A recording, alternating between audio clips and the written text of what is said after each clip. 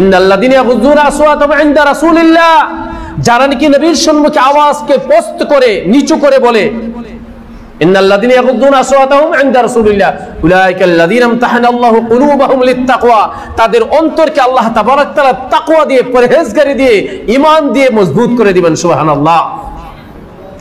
শুধুমাত্র এটা না, ইবনে আব্বাস রাদিয়াল্লাহু তাআলা আনহু বলেছেন, আল্লাহ তাআলা যে কথাটা এই জায়গায় বলেছেন, ইন্নাল্লাযীনা ইয়াগুযযুনা আসওয়াতাহুম ইনদা রাসূলিল্লাহ, যারা আওয়াজকে পস্ত করে নিচু করে, নবীর সম্মুখে, এখন তো নবী নাই, আমাদের সম্মুখে তো নবী নাই। এটা ছিল আয়াতটা ছিল সাহাবারা যে সময় কথা বলতেন তাদের কথা বলেছেন, কিন্তু এই সময় যে সময় আল্লাহ রাসূল সাল্লাল্লাহু আলাইহি ওয়াসাল্লামের কথা, অর্থাৎ হাদিসের কথা যে সময় আলোচনা করা হয়, হাদিসের কথাগুলো যে সময় বলা হয়, ওই সময় এর থেকে উচ্চ আওয়াজ দিয়ে তোমরা কথা বলো না, কারণ নবী নাই, নবীর কথা আলোচনা হইতেছে। নবীজির কথা একটা আপনি শুনেছেন, সেই শোনা কথাটা উচ্চ আওয়াজে আপনি বলেন না, ওইভাবে মার্জিত হিসাবে আপনি আলোচনা করেন। এটাও হলেন আল্লাহ রাসূল সাল্লাল্লাহু আলাইহি ওয়াসাল্লামের সুন্নাত। এটা হলে কোরআনের আয়াতের উপরে আমল করা। ইন্নাল্লাযীনা ইয়াগুযযুনা আসওয়াতাহুম ইনদা রাসূলিল্লাহ উলাইকাল্লাযীনা ইমতাহানাল্লাহু কুলুবাহুম লিত্তাকওয়া লাহুম মাগফিরাতুন ওয়া আজরুন আযীম, যারা পস্ত করে নবী করিম সাল্লাল্লাহু আলাইহি ওয়াসাল্লামের কথাগুলোর উপরে আমল করে, আর যে সময় কেউ বলে সুন্দরভাবে ধ্যান দিয়ে নবীজির মুহাব্বতে হাদিসগুলা শুনে, বর্ণনাগুলা শুনে, নবীর যে ইতিহাস বলে, তখন কি এই কথাগুলা শুনে আল্লাহ তাবারক তাআলা তাদের অন্তরের মধ্যে তাকওয়া দিয়ে দিবেন, তাদের অন্তরের মধ্যে পরহেজগারি দিয়ে দিবেন, তাদের অন্তরের মধ্যে ঈমান দিয়ে ভরপুর করে দিবেন। শুধুমাত্র তাই না, লাহুম মাগফিরাতুন ওয়া আজরুন আযীম, তাদের জিন্দেগীর সমস্ত গুনাহ আল্লাহ তাবারক তাআলা maaf করে দিবেন। সুবহানাল্লাহ। নবীজির মুহাব্বতে, নবীজির মুহাব্বতে, এজন্য আমরা যত যাই করি না কেন, নবীজির ইত্তিবা যদি আমরা করি, আজকে পৃথিবীর বুকে যদি নবীজির তরিকা মোতাবেক আমরা চলতাম, তাহলে আজকে আমাদের এই হালত, এই অবস্থার সম্মুখীন কোনোদিন হতে হতো না, কোনোদিন হতে হতো না। আমরা কত শিরকি কথা আমরা বলে ফেলি, কত আল্লাহ নাশুকরি কথা আমরা বলে ফেলি, নবীর তরিকায় কত আমরা নবীর অসম্মানী আমরা করে ফেলি, কত বেইজ্জতি আমরা করে ফেলি। দেখেন আল্লাহ রাসূল সাল্লাল্লাহু আলাইহি ওয়াসাল্লামের এক একটা আমল আজকের জামানায় আল্লাহ নবীজি বলেছেন, ফিতনার জামানার মধ্যে কোনো একজন ব্যক্তি যদি আমার একটা সুন্নতের উপরে আমল করে, তাহলে নবীজি বলেছেন আমার এই জামানার মধ্যে 100টা শহীদ হওয়ার সমতুল্য সওয়াব একটা সুন্নতের বদলতে আমি তাদের আমলনামায় দিয়ে দিব। সুবহানাল্লাহ। এই জামানার মধ্যে একটা সুন্নতের উপরে যদি আমরা আমল করি, তাহলে ওই নবীজির জামানায় 70টা শহীদ হওয়ার সমতুল্য সওয়াব আল্লাহ তাআলা আপনার আমার আমলনামায় দিয়ে দিবেন। সেই নবীজির উম্মত আমরা, সেই নবীজির তরিকা আমরা ছেড়ে দিয়ে, সেই নবীজির আমল, সেই নবীজির রাস্তা, সেই নবীজির সুন্নত আমরা ছেড়ে দিয়েছি। আজকে দেখেন আমাদের খানা দানার থেকে নিয়ে আমাদের লেবাস, আমাদের বেচা কিনা, আমাদের ওঠা বসা, আমাদের পেশাব পায়খানা, আপনি বলেন তো সারা পৃথিবীর বুকে এরকম কোন ধর্ম আছে যে সব ধর্মের মধ্যে পেশাব খানার পর্যন্ত দোয়া আছে, নীতি নিয়ম আছে, বসারও দোয়া আছে, উঠারও দোয়া আছে। আপনি ভালো একটা খবর শুনলেন, শোনার পর আলহামদুলিল্লাহ, কি আলহামদুলিল্লাহ, এটা আল্লাহর নবীর সুন্নাত, একটা সওয়াব আপনি পাইলেন। একটা খুশির খবর শুনলেন, আলহামদুলিল্লাহ আপনি পড়লেন। আপনি খারাপ খবর শুনলেন, ইন্না লিল্লাহি ওয়া ইন্না ইলাইহি রাজিউন আপনি পড়লেন। আপনি ভালো একটা খবর শুনলেন, সুবহানাল্লাহ আপনি পড়লেন। এই যে এগুলো ছোট ছোট আল্লাহর নবীর সুন্নাত, এগুলি কি আল্লাহর নবীর সুন্নাত। এক একটা সুন্নাত আমল করলে কয়টা সওয়াব? 100টা শহীদ হওয়ার সমতুল্য সব আল্লাহ তাআলা আমাদের আমলনামায় দিবেন। মসজিদে আমরা ঢুকছি, ঢোকার পরে আমরা ডাইন পা আমরা সম্মুখে দিছি, এটা আল্লাহর নবীর সুন্নাত। বাইরে হওয়ার সময় আমরা বাও পা আগে দিছি, এটা আল্লাহর নবীর সুন্নাত। লেট্রিনে আমরা ঢোকার সময় বাম পা আমরা আগে, পাও আমরা আগে দিছি, এটা আল্লাহর নবীর সুন্নাত। এই যে এক একটা আমরা উপর দিকে সিঁড়ির দিকে যদি উঠি, আল্লাহু আকবার আল্লাহু আকবার বলে আমরা সিঁড়ির দিকে ওঠা লাগে। তো এই যে এগুলি যে ছোট ছোট আমাদের সুন্নাত, একটা একটা কাজ করি আমরা বিসমিল্লাহির রহমানির রহিম বলে যদি আমরা কাজ শুরু করি, এটা আল্লাহর নবীর সুন্নাত। বিসমিল্লাহ বলে কাজ শুরু করলে সেই কাজের মধ্যে আল্লাহ তাবারক তাআলা বরকত দেন, সেই কাজের মধ্যে শয়তানি কোনো ওয়াসওয়াসা দিতে পারে না, সেই কাজের মধ্যে কোনো ধ্বংসরূপ হতে পারে না, সেই কাজের মধ্যে আল্লাহ তাবারক তাআলা বরকত দেয়। কিন্তু এটা তো আমাদের মনে রাখা লাগবো যে এটা আল্লাহর নবীর সুন্নাত, এটা আমরা করা লাগবো, নাই আমাদের মনে নাই। মনেই থাকে না কোন ধান্দায় আসতেছি, কোন ধান্দায় কাজ করতেছি, কোন ধান্দায় চলে গেছি, আমরা কোন তরিকার লোক, আমাদের নবীকে, আমরা ইসলাম ধর্মের মধ্যে কি কি কাজ করা দরকার আমাদের মনেই নাই। নবীজির ইতিহাস আমরা জানি না, নবীর তরিকা আমরা জানি না। বেশি বড় বড় আমল না, ছোট ছোট আমল নবীজির। সম্মানিত উপস্থিতি, নবীজি এক একটা আমল শেখার জন্য সাহাবারা খানা ছেড়ে দিয়েছেন, রাত জাগ্রত করেছেন, ঘুম ছেড়ে দিয়েছেন। কিসের জন্য? যে এক একটা কথা আমি মনে রাখবো, এক একটা কথা আমি। দেখেন আপনারা কিতাব যারা পড়েন তারা বেশিরভাগ রিওয়ায়াত পান হযরত আবু হুরায়রা রাদিয়াল্লাহু তাআলা আনহু, তাই না গো?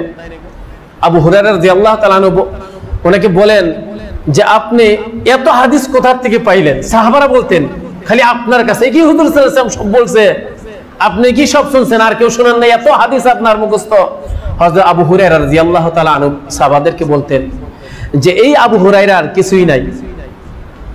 নবীজির পিছনে ঘুরতে ঘুরতে এক সপ্তাহ পর্যন্ত অনাহারে থাকতাম, রাস্তার মধ্যে বেহুশ হয়ে পড়ে থাকতাম।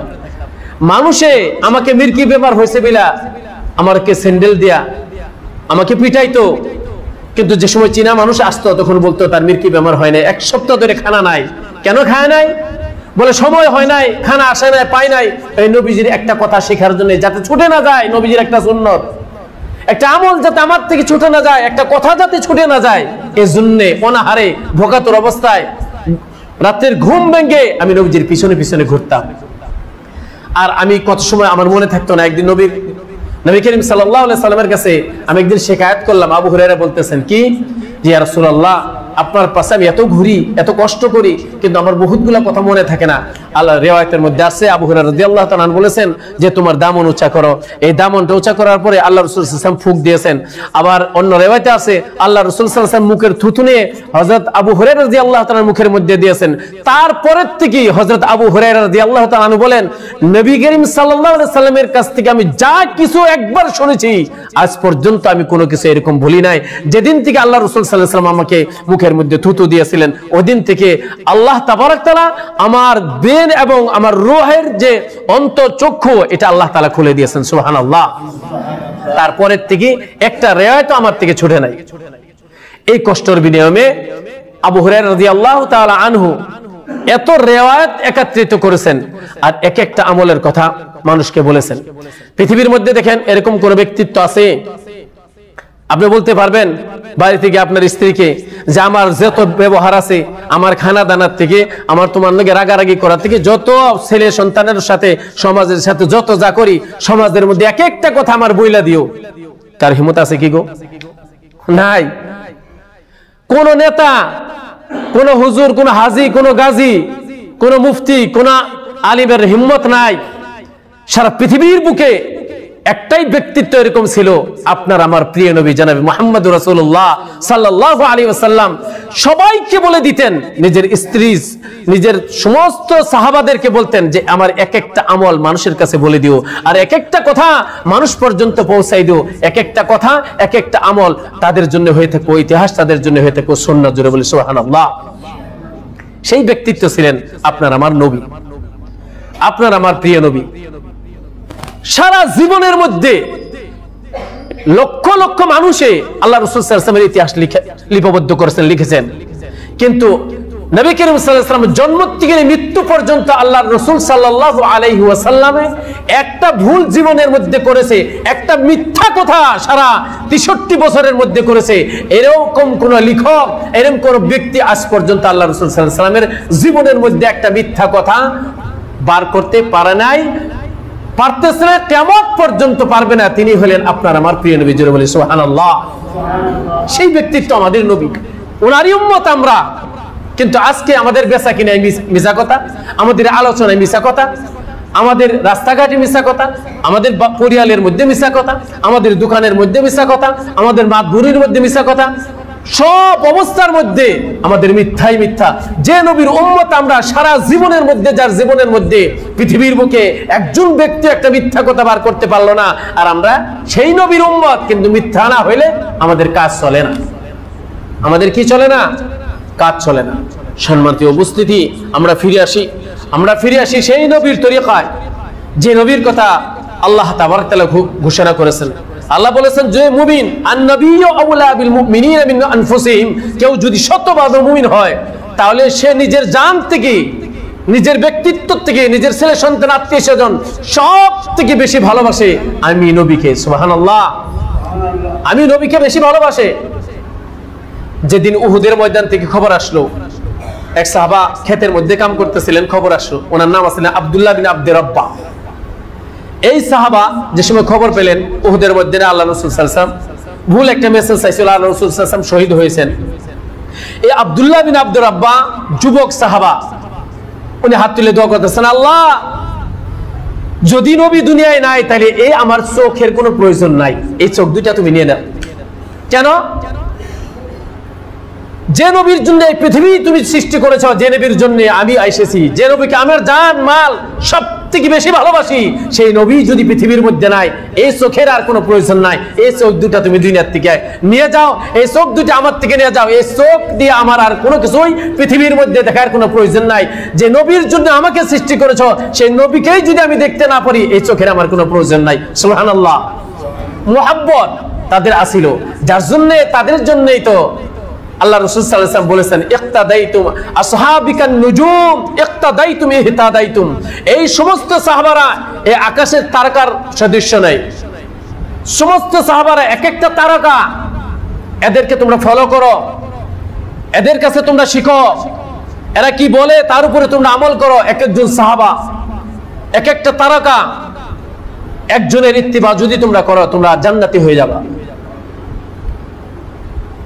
এই কথাই আল্লাহ তাআলা অন্যভাবে ঘোষণা দিয়েছেন যে এই সাহাবারা যেভাবে নবীকে মহব্বত করেছেন, যার জন্য তাদেরকে দুনিয়ার মধ্যে রাদিয়াল্লাহু আনহুম ওয়া রাদওয়ান জান্নাতের টিকিট আল্লাহ তাবারক তাআলা দিয়েছেন, যে আমি সমস্ত সাহাবাদের উপর আমি খুশি। কেন? তারা নিজের ছেলে সন্তান, নিজের মা বাবা, নিজের জায়গা জমি, নিজের আত্মীয় স্বজন সব থেকে বেশি ভালোবাসতেন নবী করিম সাল্লাল্লাহু আলাইহি সাল্লামকে। এজন্য আমি আল্লাহ তাদেরকে সব থেকে বেশি ভালোবাসি, দুনিয়ার মধ্যে তাদেরকে আমি জান্নাতের টিকিট দিয়ে দিলাম। সুবহানাল্লাহ। আমরা কি কিঞ্চিত ভালোবাসতে পারবো না? কিঞ্চিত কি ভালোবাসতে পারবো না আমরা? কিন্তু কোন সময় বাসবো? যে সময় আমরা নবীর ইতিহাস কিছু জানবো, আমাদের কিছু দরদ আসবো, নবীর প্রতি একটু সম্পর্ক হবো, একটু মহাব্বত হবো, তখন যদি আমরা কিছু নাই জানি, নবীর বিষয় কিছু যদি আমল নাই করি, নবীর ইতিহাস যদি নাই জানি, ইমানের বিষয় যদি নাই জানি, তাহলে আমরা কিভাবে নবীজিকে মহাব্বত করব? কিভাবে মহাব্বত করব? এজন্যে আমাদের একটাই রাস্তা, যে নবীজিকে আল্লাহ তাবারক তাআলা রহমত বানায় পাঠাইছেন, সে নবীজিকে আমরা ফলো করি। নিশ্চিতভাবে এই যে আমরা পেরেশান হয়ে ঘুরি, বাড়িতে শান্তি নাই, সমাজে শান্তি নাই, এলাকায় শান্তি নাই, আফসোসের বিষয় তখন মুষ্টিময় সাহাবা ছিল, আর সমস্ত ইহুদি নাসারা খ্রিস্টান বৌদ্ধ যত ছিল সবাই বিচারক ছিল আপনার আমার নবীজির। বলি সুবহানাল্লাহ। আজকে আমাদের হাজার হাজার উলামা থাকা সত্ত্বেও তালাকের মসলা নিয়ে আমরা কুটে দৌড় পারি। আফসোস, তালাকের মসলা কোথায় দৌড় পারি? কুটের মধ্যে। আচ্ছা, তালাকের মসলা, ইসলামিক মসলা, এগুলি কি কোটের মধ্যে কোনো সমাধান হতে পারে গো? একটা অবৈধ সম্পর্ক হয়েছে জিনা, এটা কোটের মধ্যে আমাদের ইসলামিক তরিকায় কোনোদিন সমাধান হইতে পারে না। যে নবীজিকে ফলো করে সারা পৃথিবীর বিচার নিয়ে ওনার নিকটে আসতেন, সবাই বিশ্বাস করতেন মুহাম্মদ সাল্লাল্লাহু আলাইহি সাল্লাম আমাদের ধর্মের না, ইহুদি নাসারারা বলতেন, কিন্তু ওনার কাছে ইনসাফ পাওয়া যায়, ওনার কাছে শুদ্ধ বিচার পাওয়া যায়, গতিকে আমাদের বিচার ওনাকে দিয়ে করাবো। নবী করিম সাল্লাল্লাহু আলাইহি ওয়াসাল্লাম নিকটে আসতেন। আর আজকে এমতো অবস্থা হয়েছে, সে কোরআন রয়েছে, সে নবীর সুন্নাত রয়েছে, নবীজির বিচারের কিতাব, আইন, কারণ, নীতি, নিয়ম সবকিছু রয়েছে, কিন্তু মানুষ আমরা বদলে গেছি। সে জায়গায় আশাবাদ দিয়ে আমরা বিচার করে যাই করতেছি। কেন? যার জন্য তো আমাদের এই অবস্থা। সারা পৃথিবীর সব থেকে ইনসাফ করেনেওয়ালা, সব থেকে শুদ্ধ বিচারক ছিলেন আপনার আমার নবী। এর থেকে ইনসাফ ওয়ালা ব্যক্তি পৃথিবীর বুকে আর দ্বিতীয় কেউ আসে নাই, আর আসবেও না। কিন্তু সেই নবীজির তরিকা বাদ দিয়ে, সে বিচার বাদ দিয়ে, সে ইনসাফ বাদ দিয়ে আমরা দাঁড়ে দাঁড়ে ভটকিতেছি।